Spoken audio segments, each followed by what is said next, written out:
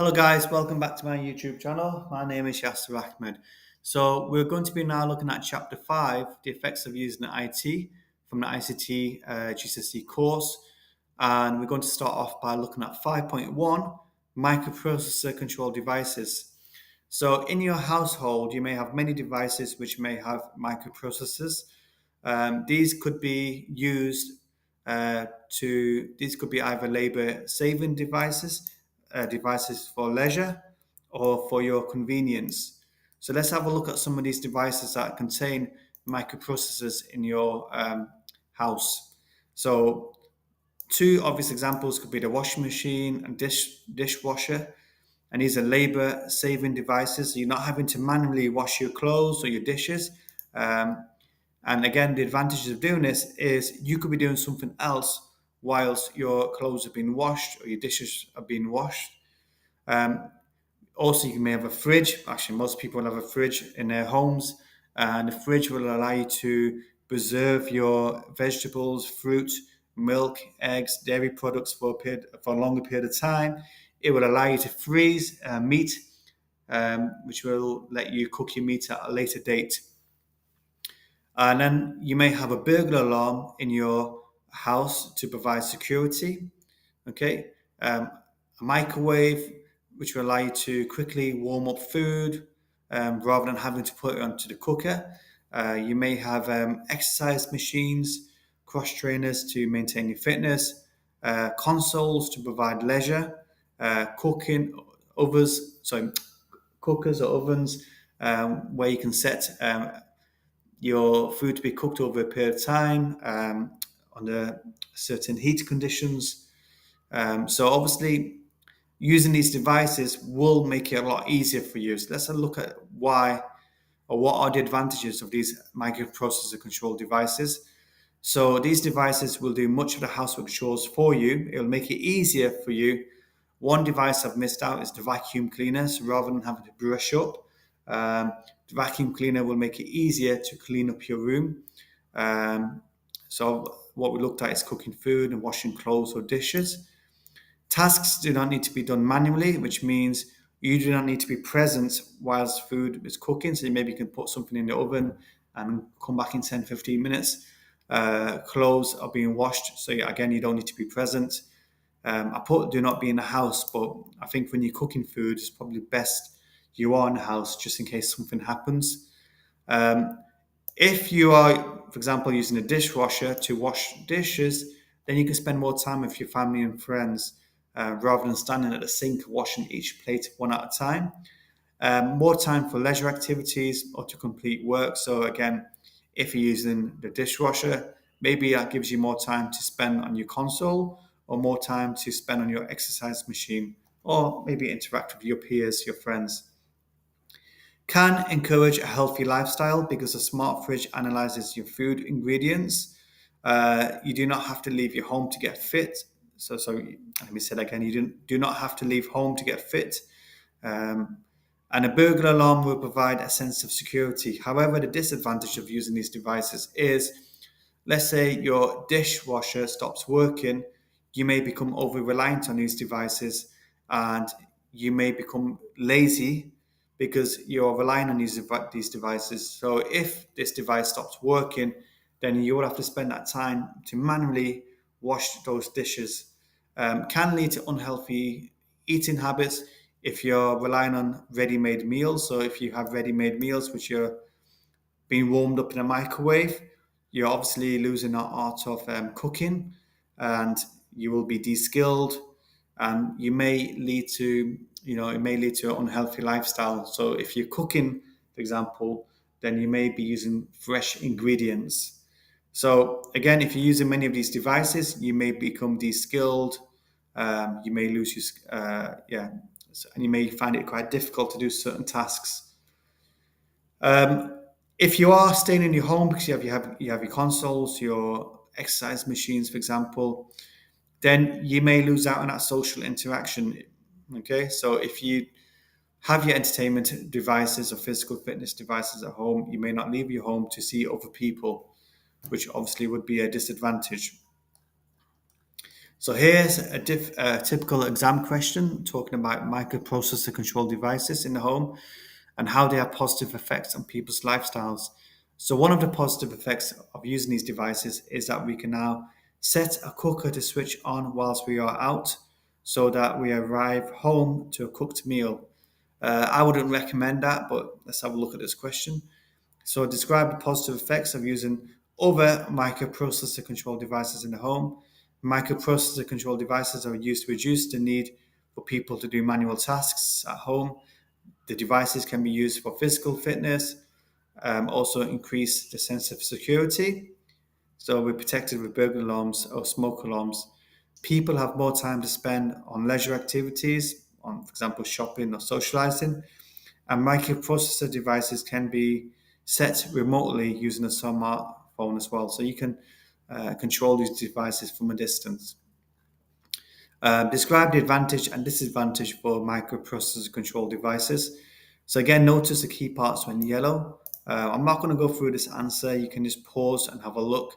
But obviously, you can see these devices can be used to complete housework, chores. Tasks would not have to be done manually, like washing clothes or dishes.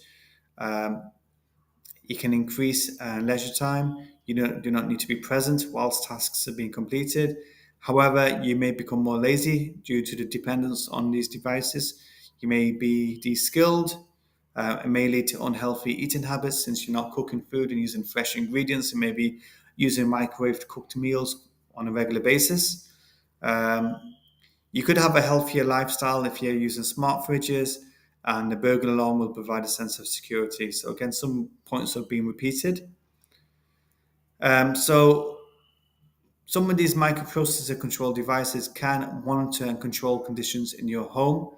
So, for example, a smoke detector will monitor smoke, and if there's an increase in smoke, the buzzer will be alerted. So, this is great, for example, if you're sleeping and you need to be woken up because there's too much smoke in your home. It could be maybe there's a fire that's been started, and obviously you're being woken up by the smoke detector, so you can leave the premises.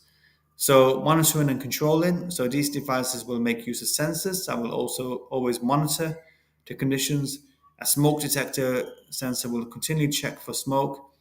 The microprocessor will then compare the readings to a preset value.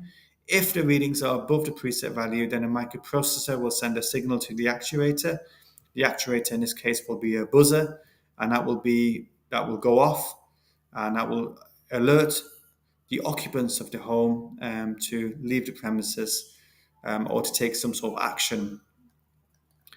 Okay, so advantage of a smoke detector can alert you to a fire, can be linked to the fire alarm.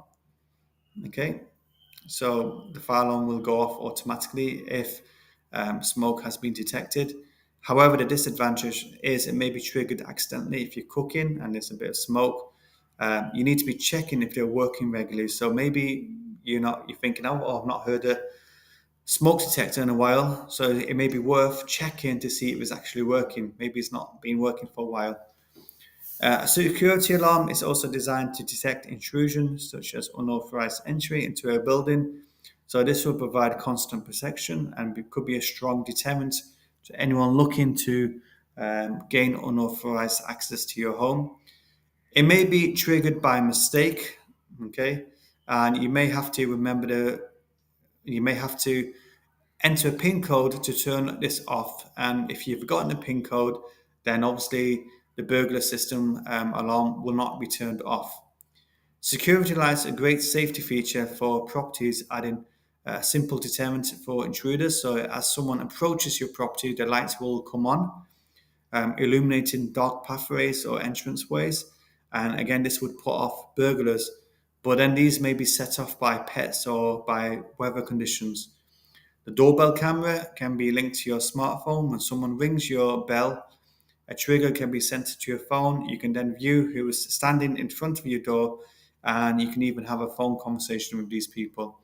So the recordings can be made and can be stored onto your phone. You can see who's approaching your house. You can speak to the people outside your door without being home. However, doorbell cameras may have a limited field of view, And again, these may be triggered by pets.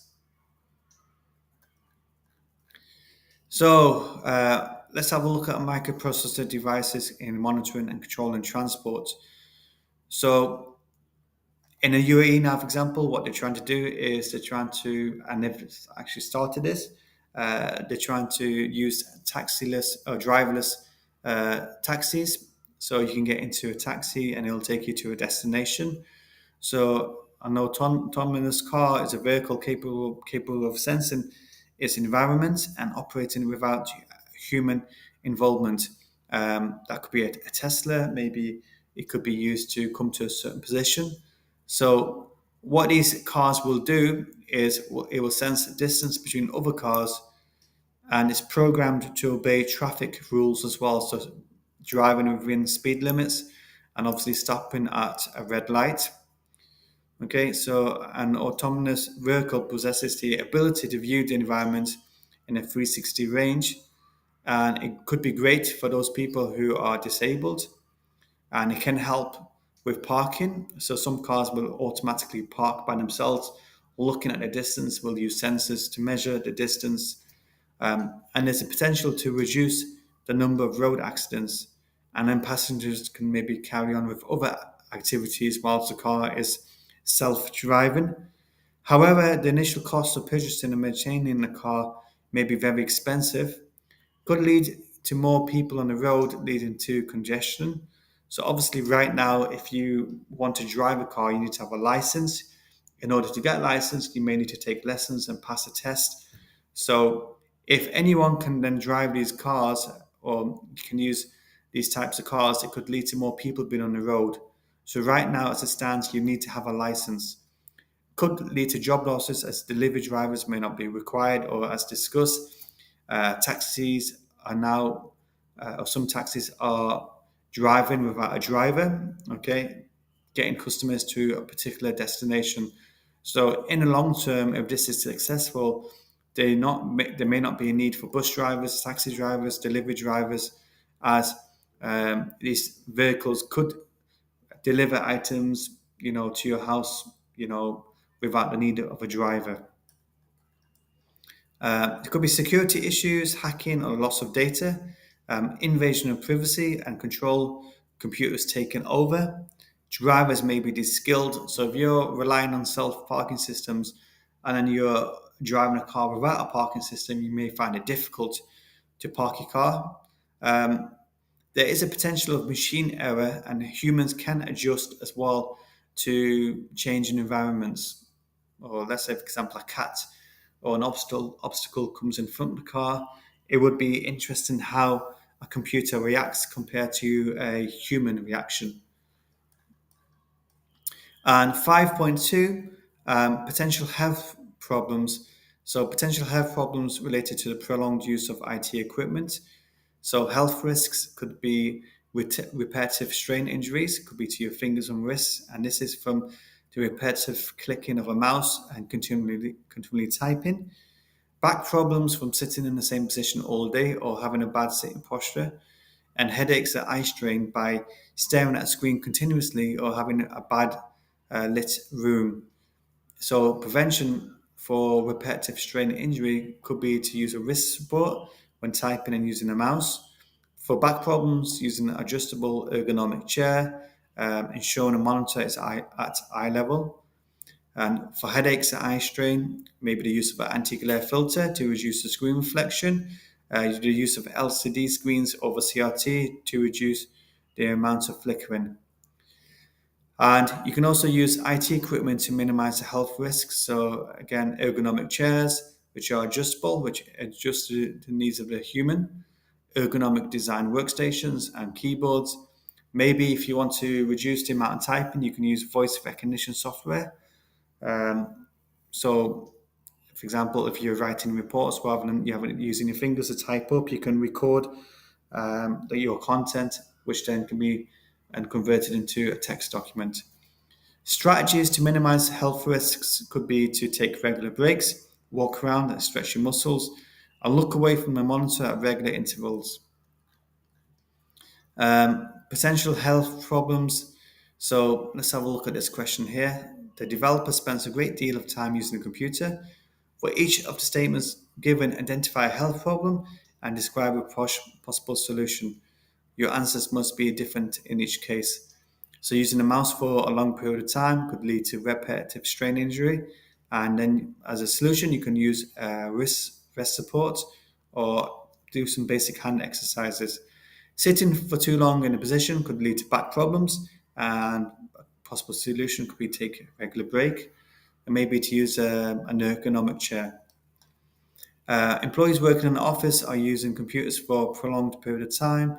Describe 3 items that an employee should be provided with to help reduce the health problems related to prolonged use of computers.